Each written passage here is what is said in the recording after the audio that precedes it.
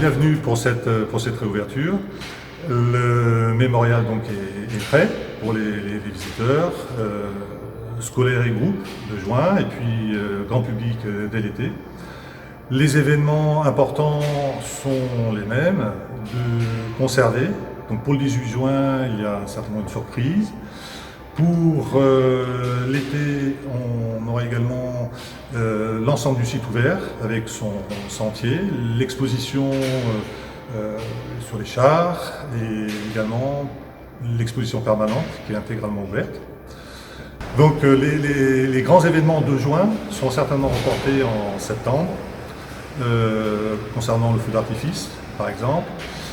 Et puis jusqu'à la venue du président Macron, on attend un cycle de conférences d'automne jusqu'à la fin d'année avec un changement majeur en décembre avec la reprise intégrale de l'accueil boutique, café qui doit permettre d'avoir plusieurs espaces et accueillir des publics différents dès le début de l'année 2021.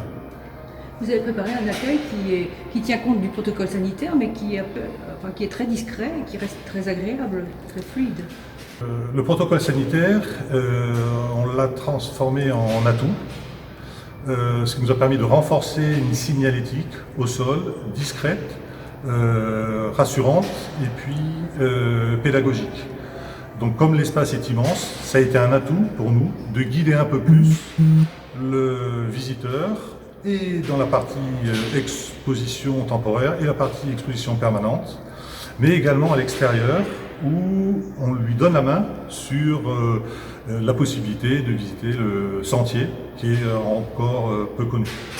Et qui permet de voir des choses assez étonnantes, des pins du Liban par exemple, d'où viennent-ils? Alors le sentier est une fenêtre ouverte sur plusieurs visages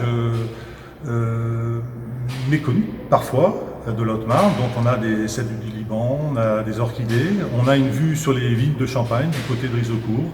On a cette vue magnifique du côté Grand Ouest avec les grandes forêts, qui est un clin d'œil avec le parc national de plaine et forêt Caraïbes, mais également les vignes. Donc la colline nous permet d'avoir cette observation dominante sur les grandes qualités de notre terroir.